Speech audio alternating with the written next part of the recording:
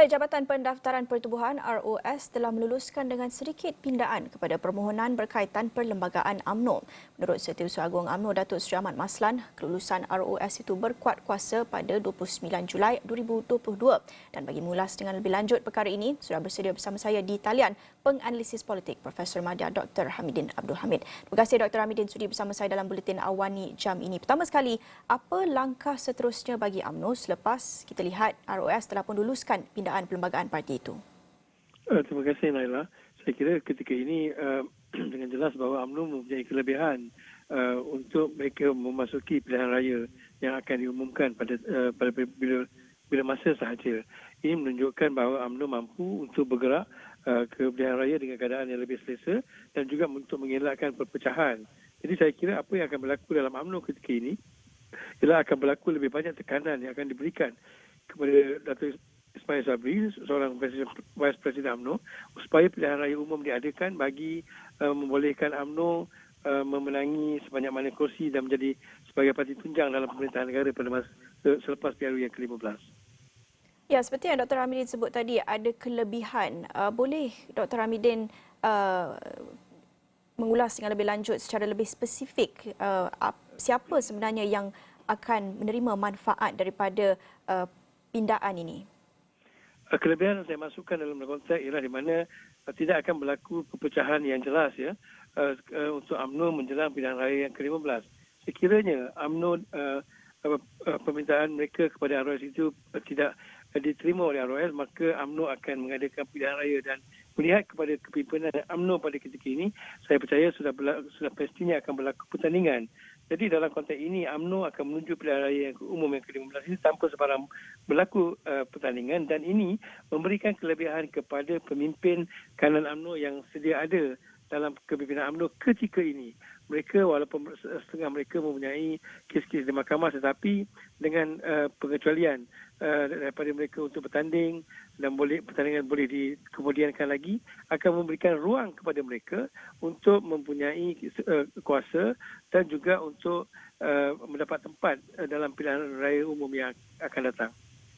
Pada masa yang sama, Dr. Hamidin, saya juga nak merujuk kepada kelulusan RUU Perlembagaan Pindaan nombor 3 2022 ataupun peruntukan larangan ahli Parlimen bertukar parti atau anti lompat parti ini, yang ada juga pada masa yang sama kita lihat ada pakar-pakar yang turut menyarankan kalau kita nak benar-benar lihat RUU ini memberi kesan, kita juga perlu melihat perlembagaan parti juga dipinda selaras dengan RUU ini. Pandangan Dr. Hamidin juga mengambil kira pindaan perlembagaan parti yang diluluskan ROS yang kita dapat saksikan bagi parti UMNO? Semestinya saya melihat bahawa apabila berlakunya perubahan dalam konteks perundangan persekutuan, dia seharusnya akan memberi kesan kepada setiap organisasi, terutamanya organisasi politik, dan pemecatan ahli berbanding yang seperti yang dicadangkan oleh RUU itu juga mestilah ternyata dengan jelas. Bagi ternyata jelas dalam konteks sebuah parti politik. Dan bagi UMNO sudah tentu mereka menyokong kerana mereka merupakan bahagian parti yang menerima kesan yang besar selepas sahaja pilihan raya umum yang ke-18 lalu. Bagaimanapun, pada masa yang sama juga seperti yang dimaklumkan dan kritikan terhadap RUU ini ialah sejauh mana seorang itu harus menerima hakikat bahawa parti mengatasi segala-gala. Maknanya bagaimana jika terdapat ahli parti yang tidak bersetuju dan ingin keluar daripada parti, seolah dia dihukum kerana itu sekiranya beliau merupakan seorang wakil rakyat. Jadi dalam konteks ini saya percaya bahawa setiap parti harus menerima perubahan yang berlaku di perlembagaan persekutuan dan memberikan penyelarasan dalam konteks parti masing-masing.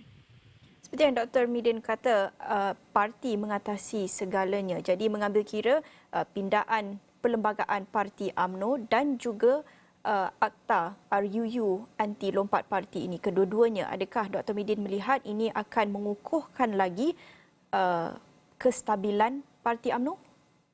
Saya tidak melihat demikian. Saya melihat buat ketika ini ialah kerana kestabilan itu tidak mesti bergantung kepada persoalan tentang lompat parti. Saya melihat bagaimana ini sebenarnya akan lebih mengganggu gugat keharmonian dalam parti. Bermaksud ketika ini bahawa kepimpinan dalam sebuah parti akan mempunyai kuasa yang lebih besar dan tidak mampu untuk dicabar oleh mereka yang berada dalam konteks kepimpinan sekiranya beliau merupakan seorang wakil rakyat oleh parti tersebut. Ini kerana sekiranya kerana sekiranya mereka dipecat dan dan wakil rakyat itu mahu keluar daripada parti kerana tidak bersetuju dengan parti, secara automatiknya kursi itu akan dikosongkan dan ini akan memberikan kelebihan kepada parti. Jadi seolah-olah ketika ini kesetiaan kepada parti itu merupakan yang paling utama sekali.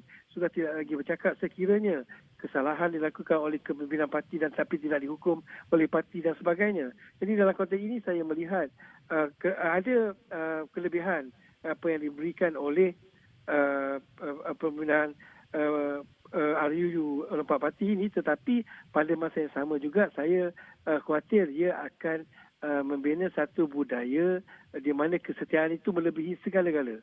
Dan ini yang saya merasakan suatu perkara yang tidak sihat dalam perkembangan demokrasi di Malaysia. Akhir sekali, Dr. Hamidin, impaknya kepada demokrasi pula bagaimana? Kerana ramai yang memuji kelulusan RUU ini tentunya akan mengukuhkan lagi sistem demokrasi negara dan sebagainya. Tapi pandangan Dr. Hamidin pula bagaimana? Saya melihat kita berlaku sedikit kontra dalam konteks ini, ya Naila. Kita melihat ia mungkin memberikan kestabilan dalam konteks kedudukan kerajaan dan juga establishment of government. Tetapi pada masa sama bagi hak individu, ianya amat terancam sekali di mana seseorang individu itu terpaksa suka atau tidak menerima hakikat bahawa beliau tidak boleh meninggalkan satu kawasan sekiranya beliau menjadi wakil rakyat. Jadi pada masa yang sama kita melihat bahawa hak seorang wakil rakyat itu sendiri sedikit diancam oleh apa yang dilakukan oleh RUU Lompat Parti ini. Dan itu seperti saya kata tadi, ia meletakkan bahawa parti mengatasi segala-gala dalam konteks ini. Jadi kita akan melihat bagaimana towing the line itu akan menjadi lebih utama selepas pilihan raya, selepas RUU ini diperkenalkan.